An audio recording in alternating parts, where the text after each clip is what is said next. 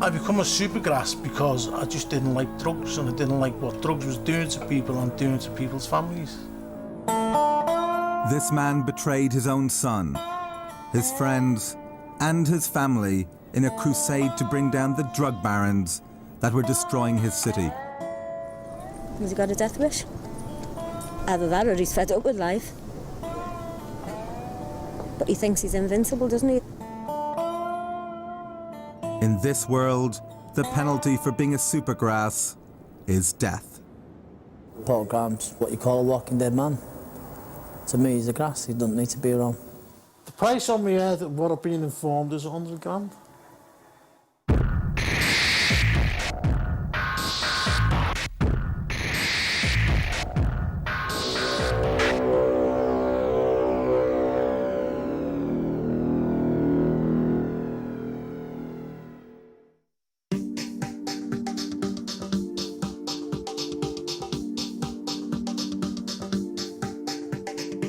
Liverpool, a city with a rich trading heritage.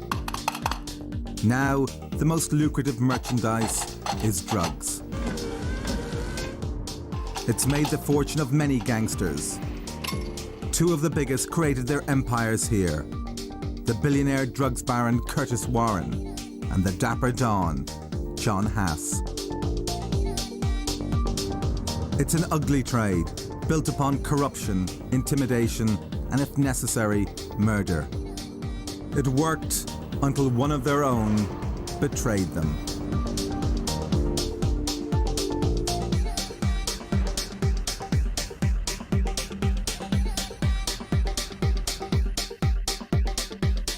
Informants are crucial in the fight against organised crime. And no one has delivered more high-profile targets to the courts than Liverpool supergrass Paul Grimes.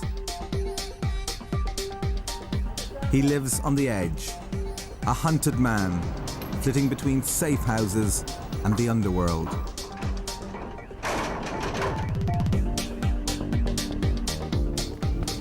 Despite the death threats, he bizarrely lives under the noses of the gangs and criminals he betrayed. What's that, your lucky rabbit's foot? That? Yeah. That's me dream catcher. Grab your bad dreams and turn them into real dreams. Nice dreams. It's what the Indians have hanging out of the teepees. It was saying, white man talking with false tongue. How about Paul Grimes? Me, I talk with fucking straight tongue. That's why I get myself into a lot of trouble. Because I don't care. At one time, there was only certain people that knew me. Now every cunt knows me. People just stand and stare at me. Where have I seen that face before? And then try and work it out in the minds where they've seen you. Then, when they've worked it out, do they shed grass? What? Yeah, that's when you say grass. But they don't say it to your face. But you either drive past or fucking walk past and say it. Don't stop and say it. Grimes is despised by the underworld for bringing down the criminal empire of John Hass. It's the warehouse that John has had. Once he got behind the gates in there, behind the walls, that was his little fortress. That's where he'd run everything from there. This is where his offices used to be. He had one in the back, one in the front. The front office was mine. See, every part of that building is cameraed up to death. If anyone come to see him, you had to stand on the gate with a radio and blow through who come to the gate to see if you had permission to let them in. And if he said no, they're not allowed in, they didn't get into the dock at all. And that's where he'd done all of his business in there, because that's where he thought he was invincible. You hear all that? You hear all that? Grass.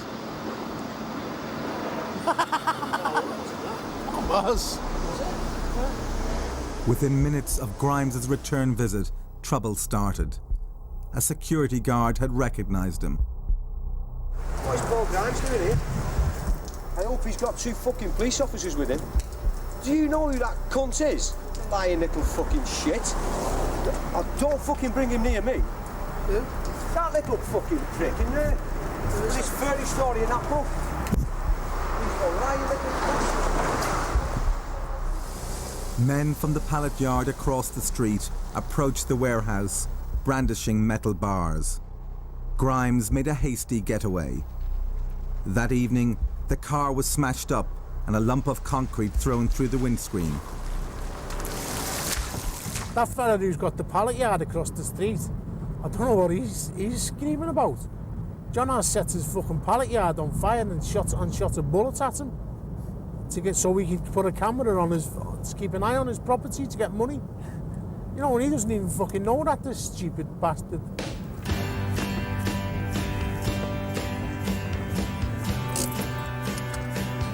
Grimes is an old-school gangster. He was an enforcer, racketeer, thief, and had a fearsome reputation.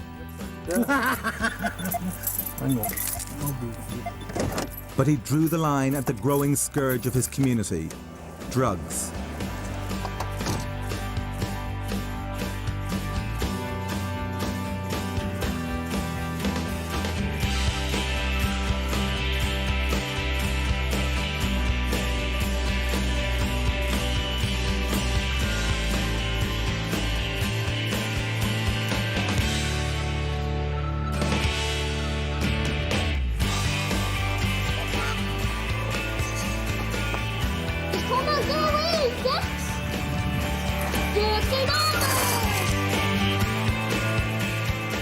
This used to be a nice community, even further along that I used to live.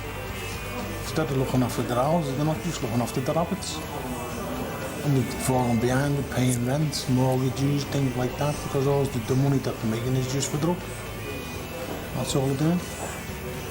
Just killing themselves, killing the community altogether.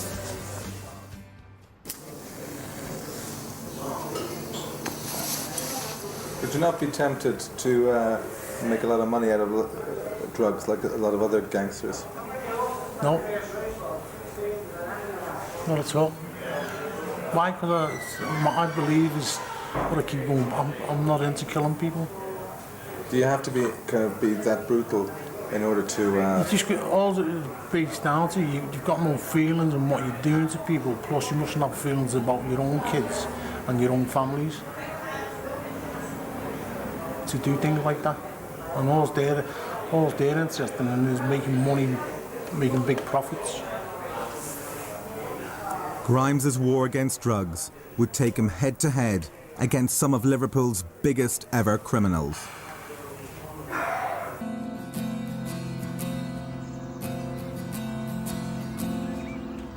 Paul Grimes turned supergrass and declared war on Liverpool's drug dealers when his eldest son Jason became involved in hard drugs. Jason had managed to escape Liverpool and a life of crime by joining the Royal Navy. But the drugs still found him.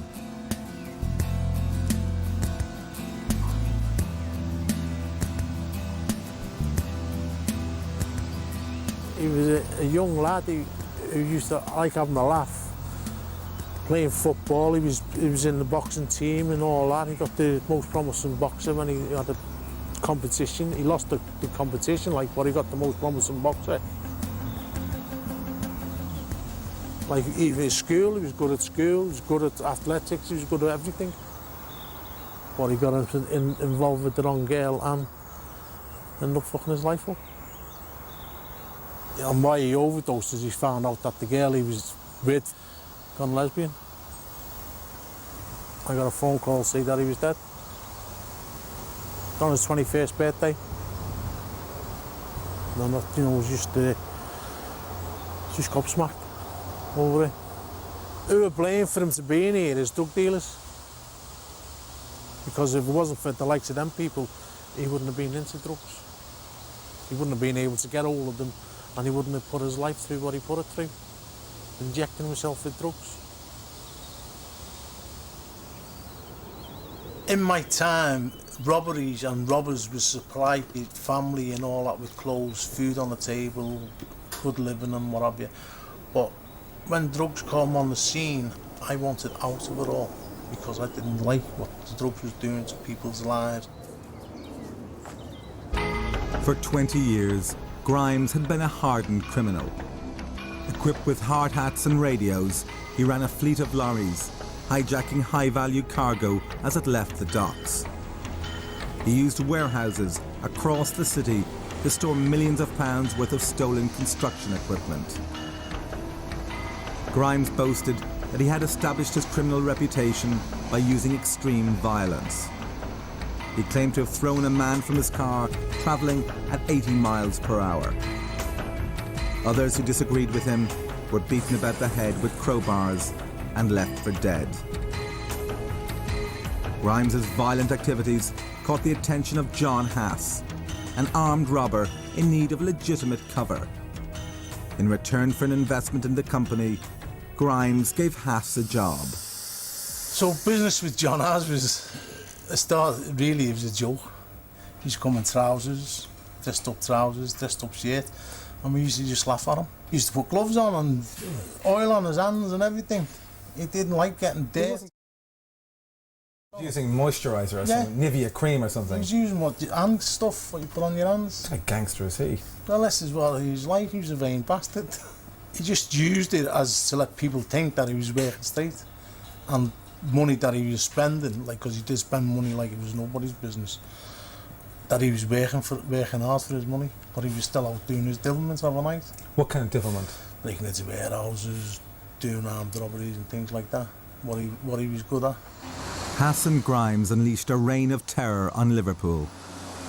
Went into Tony Murray's yard, smashed all the cars up, standing there with a shotgun. Same again, John Hass was dressed to kill. Everyone else was in boiler suits, and John Hass stood out like a sore thumb. He just looked as though he'd just come out of Lewis's window with a balaclava on. He was a kind of dapper Don, wasn't he? This is... Who does he model himself on? I don't know, I haven't got a clue. I've got a clue, but that's the way he was there. Everyone else was in boiler suits, balaclavaed up, smashing thing. He was standing there with a shotgun, and the next thing is he heard bang, and Tony Murray was shot. Hass was from the new generation of gangster and realised that the fastest way to the top was through drugs. He went straight to the source, the young Turk who dominated the British market, Suleiman Irgun. He had direct connections to the Turkish Mafia, and they controlled the Afghan heroin route into Britain. When we found him, he had just been released from 14 years in prison for heroin dealing. How much had you been moving? Distributing, yeah. 100, 150 kilos, 90 kilos. Just depends what was coming in. A week or a month or? Couple of months. Couple of months. That's moved in straight away. He's a well-trusted figure in Liverpool. He's a well-respected person. You go along with it. Yeah. In the underworld, trust is a very big thing. The amount of trust at the beginning was unbelievable. Everything was on time, meats were on time, money was on time, deliveries were on time. As their trust grew, volume increased. It wasn't long before they dominated Britain's heroin trade. People were doing 10s, maximum 30. So it was 1,000% increase. We was doing, when people were doing 10 to 30, we was doing 100, 150. We brought the price of heroin down. It was going on the street of about 23, 24,000 pound a key. We started selling it about 20, 21. A lot of people was not happy, but business is business. Well, that must have attracted immediate attention because there are people on the fringes must have been saying these boys are moving big amounts. Well, no one would mess with us. Yeah. No, there wasn't a person in the country that would object to it. Why? Too big? It was too powerful. Too dangerous, too powerful. Yeah. And what are the consequences of going up against you guys? Death. Hass was buying pure heroin from the Turks. And to maximise his profits, he batched the heroin, diluting it with paracetamol. Dealers are just selling. They just want to make dough. They don't care whether it's good or whether it's bad, as long as it's selling. If it's selling, boom, they'll buy it. And if they can get it cheap and it sells, they'll do that.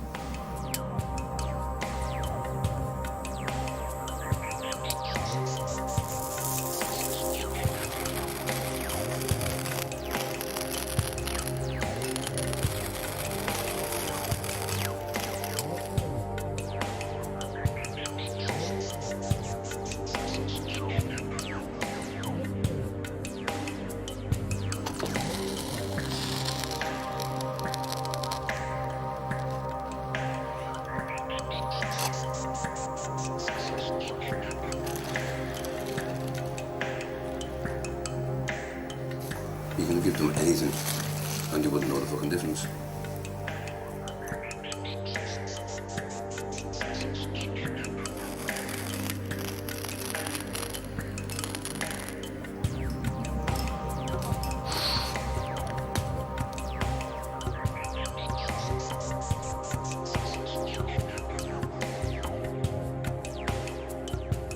Cass and the Turks were grossing over £2 million a month. What was it like for you to have cash? Unbelievable. I mean, Paradise. I mean, how much money would you, anything you wanted you could have had? I had unlimited access to cash. 'Cause I was only young, 21, 22 years old. I was driving around in a 325i convertible. No one had it then. Do you know what I mean? I came home with £250,000, emptied it on the living room floor, looked at it and just thought nothing. I didn't even want to count it. I was so bored with seeing cash, I didn't even want to see it. So what did you do with your money? With my money? Yeah. Threw it about. Yeah. Give it to people, lent it to people. Yeah. Never chased it back up. Yeah. Just wasn't valuable. Yeah.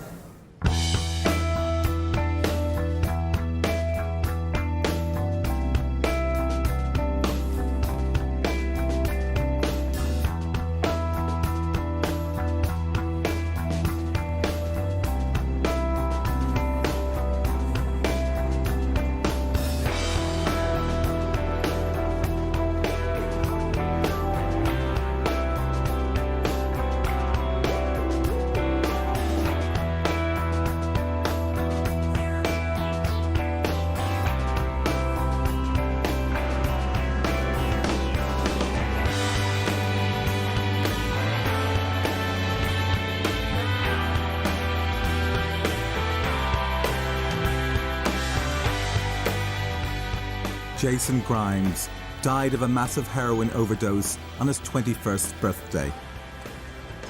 Now his mother Christine lives in Plymouth, close to where he died. That was my first baby, wasn't it? And as his father used to say, Mummy's boy.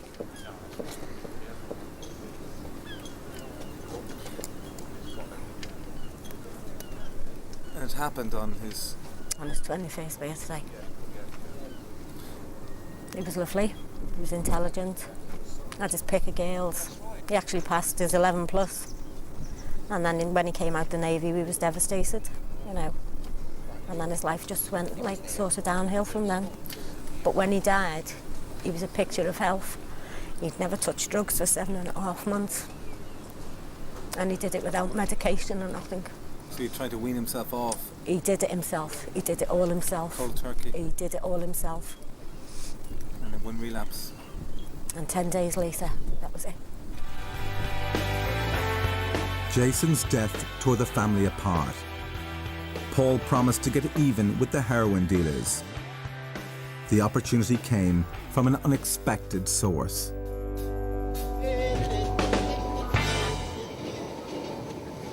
Semi-literate, Paul relied on his wife Christine to run their scrapyard, but the business was in trouble. He was soon called in for a meeting with Customs and Excise. Like I had 2 meetings with the Customs over one of my businesses because he owed VAT and all that. After they had the meeting, I asked them, without me accountant being there, if I heard anything about drug deals, was they interested? And he said, yeah. And he gave me his phone number, put his name on it. He did anything, give us a ring. It was like, you tell us what you know and different things, and, you know, we'll squash that VAT bill. And how much was the VAT bill for? I think it was about £126,000. Grimes got the opportunity soon afterwards. He was offered 32 tons of scrap lead by his brother, Snowball. They wanted to sell the ingots. And because I had a scrap metal business, I got involved in it then. His brother, Snowball, told Paul that the ingots had been used to conceal a massive shipment of cocaine, £70 million worth, masterminded by Curtis Cocky Warren. The people that he was involved with his first shipment and come in, was told to bury the ingots and leave them buried, forget all about them. But because of greed, they didn't. Paul immediately passed the information to his handlers at Customs and Excise. They knew the stuff was coming in, but they didn't know how it was coming in. That was all down to me with the ingots. Grimes's information led to the prosecution of Curtis Warren and his own brother Snowball. The family disowned him. Well, he had no friends left. He had no, he had no family left. None of his family spoke to him. None of his family spoke to him for a long time.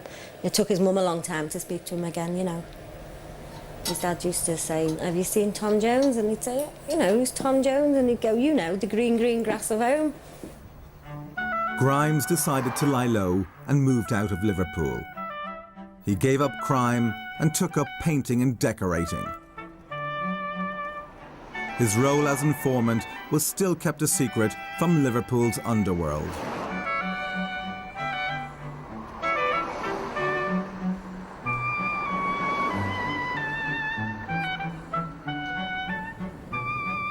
Across the Mersey, at the Black Horse pub, John Hass and the Turks were doing big business. Customs were following them and had their every move under surveillance. I saw a man on the wheel sitting down in the corner, drinking orange juice. A handbag attracted my attention. Just a handbag, it's not him. I looked at it and I thought, she's old Bill, right? Do you know what I mean? And I mentioned that. No one really batted an eyelid. And I said, I ain't comfortable. Just got up and walked out. In July 1993, Customs moved in on the gang. They found 55 kilograms of heroin and £840,000 in cash. The Turks were sentenced to 14 years and Hass received 18. But in a scam that would embarrass the country's political elite, John Hass would famously bluff his way out of prison and become Grimes's next target. The mid-1990s saw Michael Howard as Home Secretary. The Conservatives knew where they stood when it came to crime. It's time to birch violent young thugs. If someone has 17 previous offences, it must be a minor clue that while they're out on bail, they might do it again. We are the party of law and order. Michael, stand and deliver. I don't flinch from that.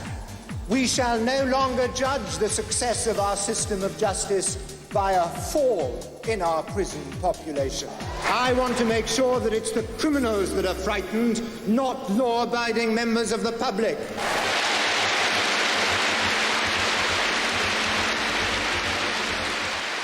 But behind the scenes, Michael Howard's department was in secret negotiations with one of the most dangerous criminals in the country, John Hass. Hass had been caught with £18 million worth of heroin and was looking to get his sentence reduced. He called upon Britain's leading criminal families for help.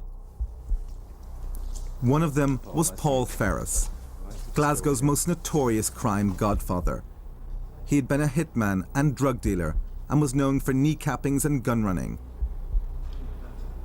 What I do know is John Hass, who was on remand at that time in Liverpool, and they were putting together a £50,000 package for a procurement of arms to get him bail or a reduced sentence. Dominic Noonan and his family ruled gangland Manchester. With convictions for armed robbery and prison escape, he was an ideal person to help in Hass's scam. It's a well-known fact that criminals who are in situations and they've got money behind them will buy guns and plant them and say, "I'll tell you where guns are." They would get firearms, put them in a designated area, phoning the cops up, they come and get the firearms. Firearms are off the streets, they make an application for bail based on the material that they've got, or they put it towards presentation to the judge for a reduced sentence. From inside his prison cell, Hass gave accurate locations for over 18 consignments of weapons, over 85 shotguns, 24 machine guns, 14 automatic weapons, 2,000 rounds of ammunition, and Semtex. but the information he supplied brought no arrests. He kidded everyone to walk. Guns he had planted, Santax he had planted, he had everything fucking planted to get him off with the 18 years. I suppose anyone who's getting that kind of stuff handed over will get whatever they want off the government. Semtex, isn't it? Don't want that in the wrong hands, do we? Santax. He had someone planting that in cars and fucking things like that. You don't get that done for nothing. I'll say he spent about 200 grand off record. Fair play to him. I mean, if you've got that kind of money, you can pay them off and get things done, do it. Haas had done a deal with the Turks. They lent him the money to buy the weapons, and he promised that they too would be included in any deal. Turkish people are different. Turkish close loyalty is worth more than money to us.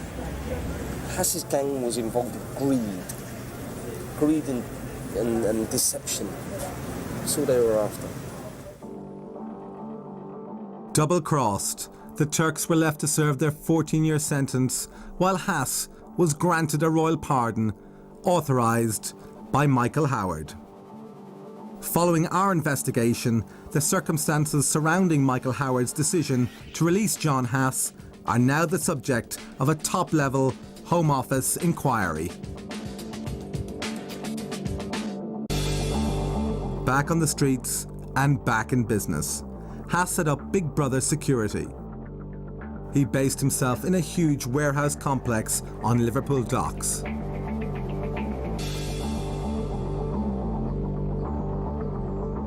With a new Turkish connection, he restarted heroin dealing. Haas sought out his old gang to help run the security business, and on the list was one Paul Grimes. John has turned up and asked me who we work for, on security, blah, blah, blah, and all that carry on. And he said, if you want a job, give us a ring. Half an hour later, got on the phone to my handler, phoned him up, told him what went on, and said, do you want me to go for it? And he said, go for it. This is your handler at Customs and Excise? Yeah. With official blessing and a code name of Oscar Wilde, Grimes took up Haas's offer of a security job with Big Brother. Like I only started off as a guard for him, minding a site, and I built myself up to a supervisor. Then he ended up running his business for him while he got on with doing what he was doing.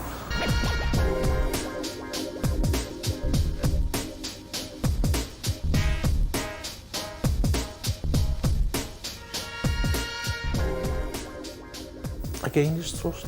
See, the reason why I got so close to Az is because I knew him years ago, and he knew that I was a stand-up fella then. You know, and that's how I got close to him.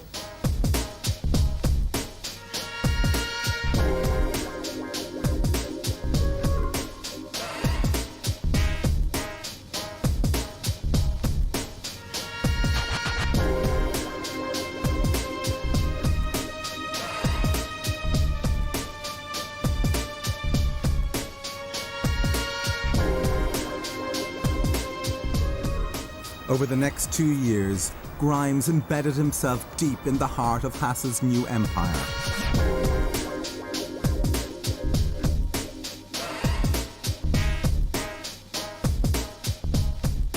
Grimes had access to all areas of the vast warehouses Haas controlled. He even supplied hydrofluoric acid for an acid bath in the cellars. Further down was a shooting range where criminals were invited to test guns they were thinking of buying.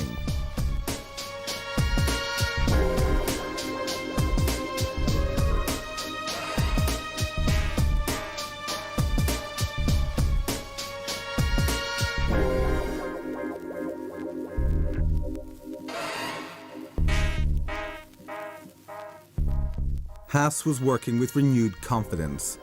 After his royal pardon, he felt invincible. But behind the scenes, Grimes was secretly reporting his every move to customs. I used to have to meet them. I'd have to say, I'll meet you at, say, 10:30 at such and such a cafe. I've got half an hour with you. or 10 minutes with you, and then I've got to be on the road. But I still had to have my phone on in case Az wanted to phone me to see where it was. The risk was quite big. I put my life on the line. That's why during the gym and all that, because the stress that I was going under, I had to go to the gym and fucking work it off. Otherwise it had just exploded altogether. But it is nerve-wracking. Customs, with Grimes's help, arranged for a bug to be placed in Hass's private office. Grimes was putting his life on the line, but it supplied Customs with high-quality evidence. It's all nerve-wracking. What you've got to go through and all that carry on, it's just all nerve-wracking. You know, because you like splitting yourself in half, and you're playing a bad guy and you're playing a good guy. So you're getting yourself confused. To improve the information he was getting, Grimes recruited his second son, Heath, to work for the rapidly expanding Big Brother. That Kirkland's over there, it's where they had all the windows smashed, so we could get the security on there, get the door. And every window in there they had smashed, now they're all plastic. Without telling Customs, Grimes drove Heath around, teaching him the art of extortion. There's the place there. That one there, the one in town, the other one out in Bootle. You know, I don't know how many cars he set 6 cars on fire in one night. With his father's help, Heath soon became Hass's top arsonist and a valuable right-hand man.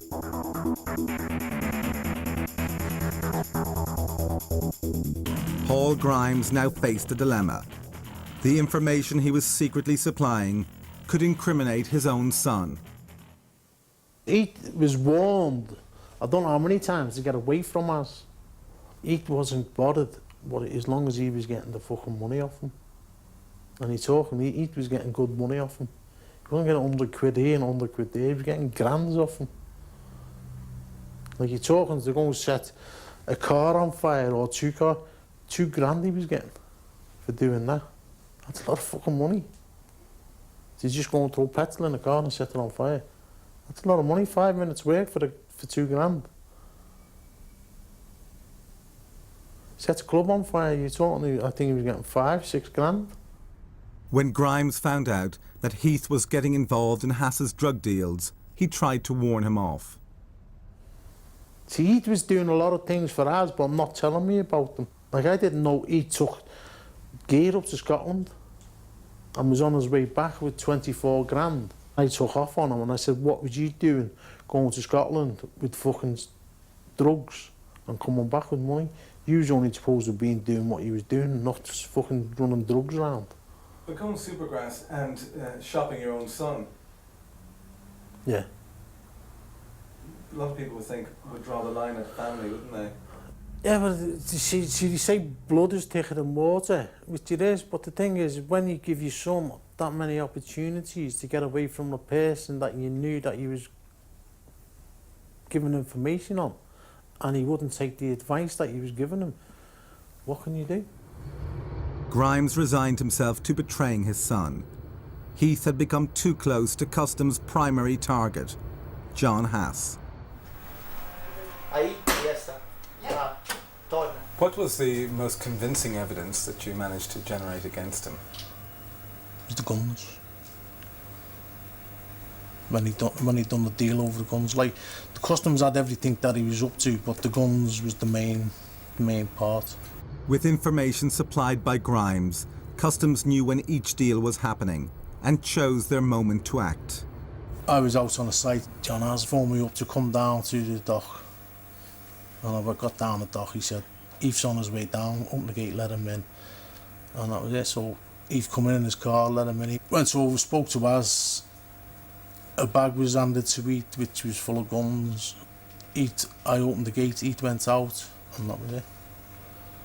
And that was the deal that they got them on. Heath Grimes, John Hass, and 3 others were arrested in coordinated raids around Liverpool. The news came as a shock to Christine Grimes, Heath's mother. I was told about the arrest on the phone. My son's partner rang me and told me that he'd been arrested, and she filled me in on all the details. I said, I bet you my life, I said, that is Paul Grimes. And it was. And it was. I could read him like a book. When I spoke to his father, after he was arrested, I turned around and I said, why didn't you, that is your son, why didn't you get him out? You've already lost one. Why put another one, through sheer hell? You gave him the job, so therefore, you could have took the job off him. And then? He told me to F off and mind my own business. Thank you, bye. He really turned the key on that cell door. He turned the key on that door. And there's a lot of things I've forgave him for. That's one thing I could never ever forgive him for. Nothing. And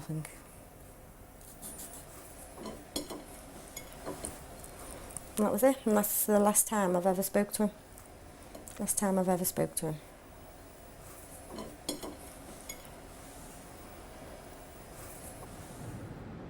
Grimes testified against Hass and his own son. This time there would be no royal pardons. As a result, Hass was sentenced to 13 years and Heath Grimes to 5 years. But by giving evidence, Paul Grimes had blown his cover, and with a £100,000 price on his head, would have to spend the rest of his life in hiding. How safe is it to be Paul Grimes right now? Not safe at all. It's a case of... It's not a case of... if it comes, it's when it comes. It's coming. It'll come. Paul Grimes would be what you call a walking dead man.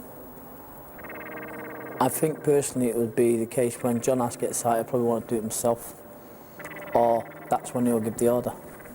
Because if I was serving a long prison sentence, I'd fucking want him dead and all.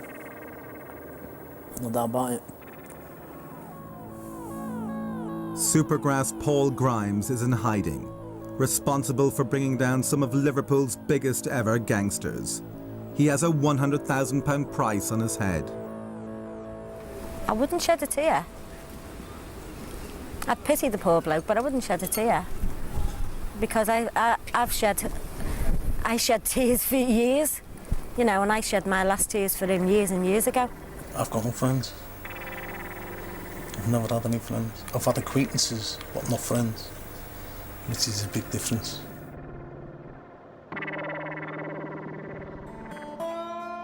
I don't let anyone get that close to me to be my friend. Never have done, never will do. Because I've done what I've done for a purpose and a reason, and that's all there is to it. That's why I'll never let anyone get that close to me. I don't have no family. I do have a family, but they disown me. Okay. Thank you very much.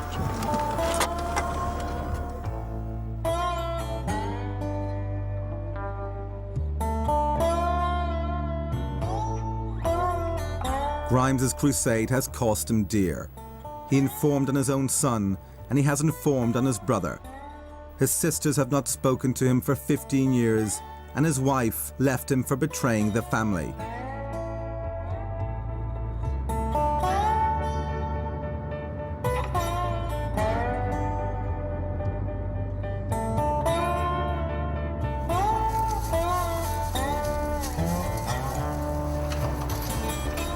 Grimes has lived in a safe house for 6 years. Not even his mother knows where he lives.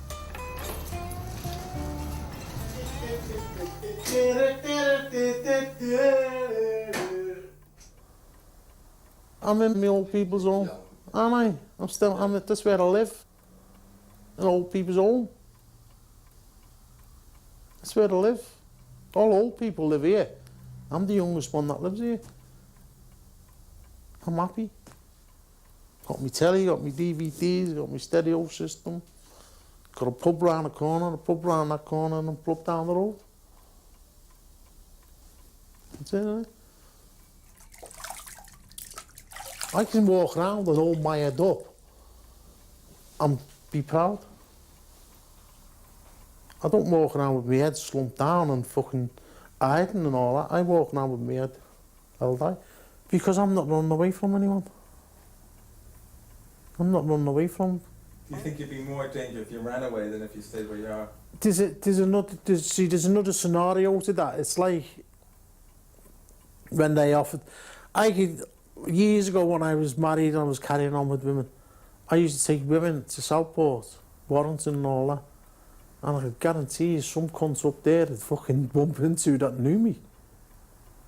And you're taking women out as the way so you don't get caught. And there's a nap, someone bumps into you that you're fucking, who's this you with? Where's your wife? There's always someone who catches you.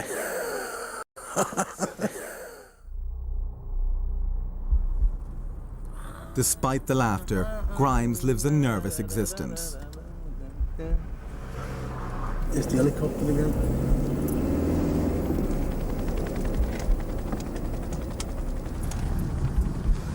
A week ago, Grimes's father died after a long illness. The news had hit the streets. Grimes feared the underworld would take the opportunity to stage an ambush. When it came to Haas, not even funerals were off limits. It's supposed to be, aren't they? Hey, but when you got a fucking lunatic like John has, you know what I mean? He tried to get someone to throw grenades at the funeral, so what you want to try and he was only fighting. Whereas I put him in jail, which is an entirely different matter, isn't it? Hey. Grimes was desperate to pay his respects, but struggled with the huge risks involved in attending the funeral. I've very rare come over to Liverpool, only unless I've got to. It's a shithole. Will they not eventually catch up with you? And it's. Well, that's the chance I've got to take, innit? Az will probably do it when he gets out. He'll probably want to try and do it when he gets out himself. If he wants to try and do it, he can try it. But whether he succeeds or not, that's an entirely different matter. Like thingy, still Mercedes, that was behind us before. Are we being followed, do you think? He was alongside us at the lights. Then he pulled back up, he pulled in front of us and then he got behind us. This fella here? Yeah, in the Jag. Looks like a straight member to me. They all look like straight members, don't they? They should come that way. Worried about being recognised, even by his own family, Paul ducks down as the cortege passes. It is, come on past this way. Come on past there. Yeah, come on past this way, from behind you.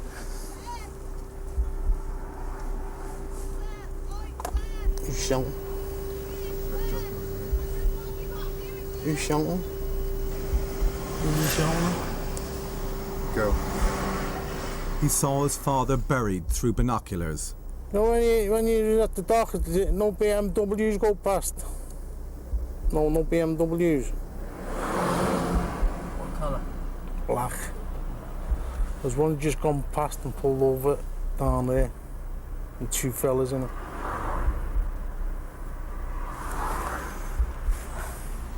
You want to see what that BMW was? Too scared to be in the same street as his father's funeral, Grimes drives off. He is forced now to confront the reality of the life he had chosen. There is an old saying in me that your life is already being planned and mapped out for you when you're born. So maybe it's not me, it's my life. Maybe I was a bastard or done something wrong in my previous life, I don't know. And this is my punishment for that. After 12 years living in the shadow of death and the pressures of being amongst the people he betrayed, Grimes is now trying to leave his native city. He has asked his handlers to provide a new safe house well away from Liverpool. Grimes is looking at locations all over Britain. Having abandoned gangland and been disowned by his family, he now faces a future in isolation. the price he has to pay for his own survival.